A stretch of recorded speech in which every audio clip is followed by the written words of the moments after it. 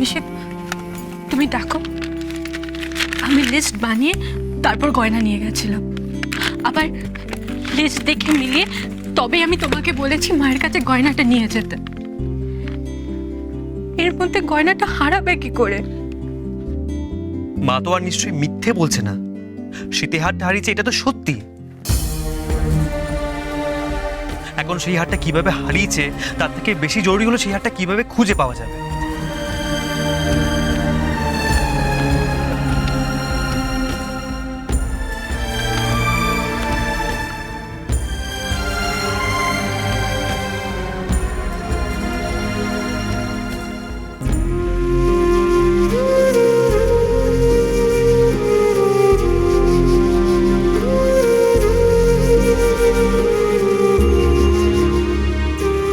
তুমি তো সেদিন বলেছিলে শশী,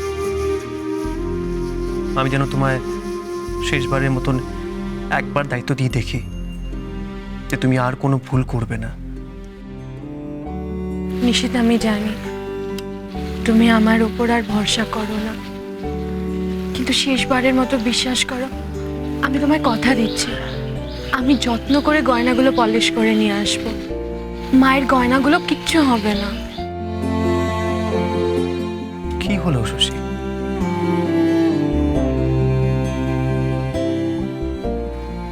তুমি তো সেই আবার ভুলটা করলে। এরপরও কি তুমি আমাকে বলবে যে তোমার উপর ভরসা রাখতে?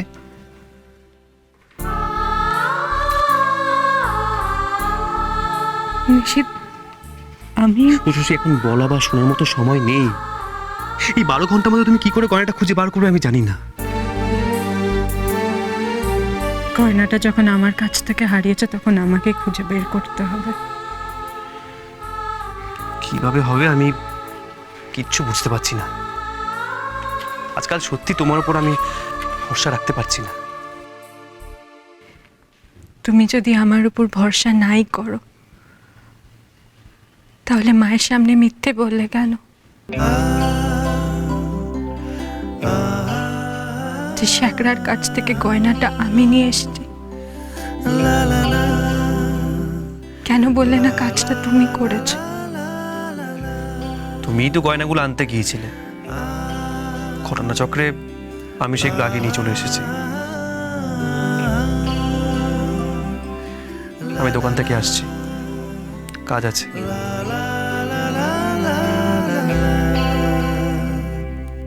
মন থাক আড়ালে, মাঝে মাঝে ছুঁতে আসা,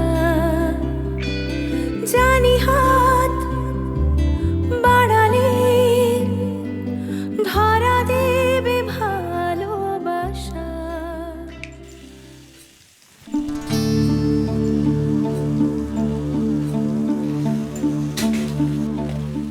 মা, বলছিলাম যে শুনলাম বদ্দি আপনার ওই সীতাহার হারিয়ে ফেলেছে, সত্যি কথা? আমার কি মনে হয় জানেন, ওই আপনি ওই সোনা গয়না বিক্রি নিয়ে বদ্দিকে তখন বকলেন না, বদ্দির খুব রাগ হয়েছে। এবার আপনাকে তো সরাসরি কিছু বলতে পারেনি, তাই ওই গয়না হারিয়ে দিয়ে একদম শোধ নিল পুরো। ছি ছি ছি, এটা বদ্দি ঠিক করেন। আমার কি মনে হয় জানেন, ওই হাসপাতালে তো ওই পুরো টাকাটা দরকার হয়নি, মানে আপনি তো আগেই তো বদ্দি বোধহয় ভেবেছিল ওটা নিজের জন্য ঝেপে দেবে। তারপর যখন আপনি আবার ওই গয়না ফেরত চেয়েছেন তখন বদ্দি ঘাবড়ে গেছে, কি করবে বুঝতে পারেনি, তাই এটা একেবারে। আচ্ছা, বুদ্ধি বুঝি তুমি তাকে দিয়েছো? তোমার মাথাতেই এসবের চাষ হয় কি না? না না মা, আমার মাথায় কেন? আমি তো এসবের কিছু জানি না। আমি তো এটাই জানি না যে বদ্দি গয়না বিক্রি করেছে। আমার তাই বুঝি, আমি তো তোমরা তোমার কাছ থেকে জানলো। না না মা, আসলে সে কি মেজবো মা, এ কি করেছো?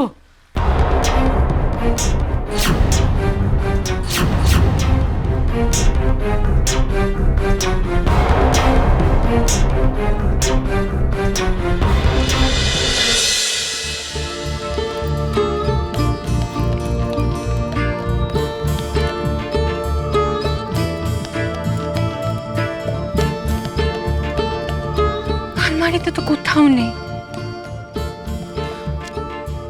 আর গয়নার বাক্স থেকে হারটা পড়বেই বা কোথায়?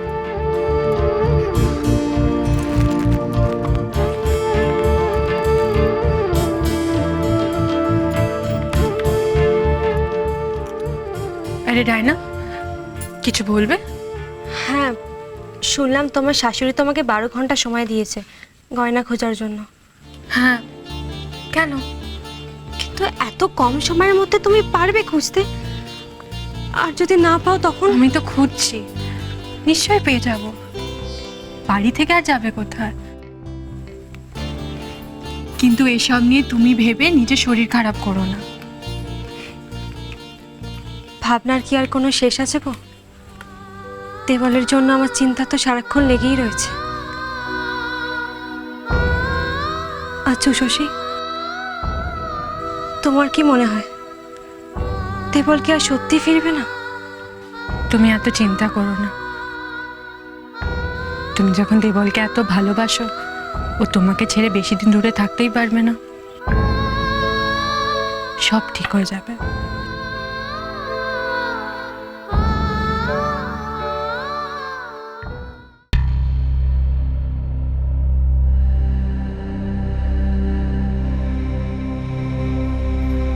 বাড়িতে যে কি হচ্ছে মশাই কে জানে। আজ তো একটা শীতে হাট, বাড়ি থেকে উধাও, শুনলে? কি বলছো কি তুমি? মানে ভালো করে দেখেছিলে তো? কি বলছো কি তুমি? দেখো ঘোষমশাই, ভবানী তোমার বড় বৌমার মতো স্কুল কলেজে পড়া মেয়ে নয়। তার সারাটা জীবন সংসার, এসে শাড়ি গয়না নিয়ে কেটেছে। এতটা ভুল তার হবে না। আমার হয়েছে যত জ্বালা। বাড়ির সবার গায়ে বড় বৌমার হাওয়া লেগেছে। সাথে কি বলি, আপদ বেলায় নিয়ে ঘর, সারা জন্ম জুলে মর। কে কি করলো সেটা বলবে তো? তোমার মেয়ে তো এখন কলেজে থিয়েটার করে বেড়াচ্ছে, তা আবার শাঁকা সিঁদুর পরে। হ্যাঁ, সে কি? হ্যাঁ নয়, এখানেই শেষ নয় গো। তোমার মেজ বৌমা মেম সাহেবদের মতো ম্যাচকি পরে ঘুরে বেড়াচ্ছে। সৌর বাড়ি বলে কোনো বাজ বিচার আছে? কি বলছো কি তোমার সামনে? আমার সামনে? ভবানীকে আর কে মানে বলো দেখি? এখন বাপ মায়ের শাসন কেউ তো আক্কাই করে না। সব মেয়ে মানুষরা ভাবে তারা বেটা ছেলের সমান, ভাবেই না যে তাদের আবরুটা তাদেরকেই রক্ষে করতে হবে। চারপাশে কত কি কেলেঙ্কারি ঘটছে দেখতে পাচ্ছ না? মেয়ে মানুষরা খোলামেলা পোশাক পরে ঘুরে বেড়ালে সমাজটা তো উচ্ছন্নে যাবেই। শাড়ির থেকে আপনাকে ওয়েস্টার্ন ড্রেসে বেশি ভালো মানায়। উফ, কবে যে বিয়ে করে বাড়ি থেকে যাব আর মায়ের এই শাসন থেকে মুক্তি পাবো কে জানে। যত সব ব্যাকডেটেড ধারণা, খোলামেলা পোশাকের জন্য নাকি রাস্তাঘাটে মেয়েদের বিপদ পড়ছে।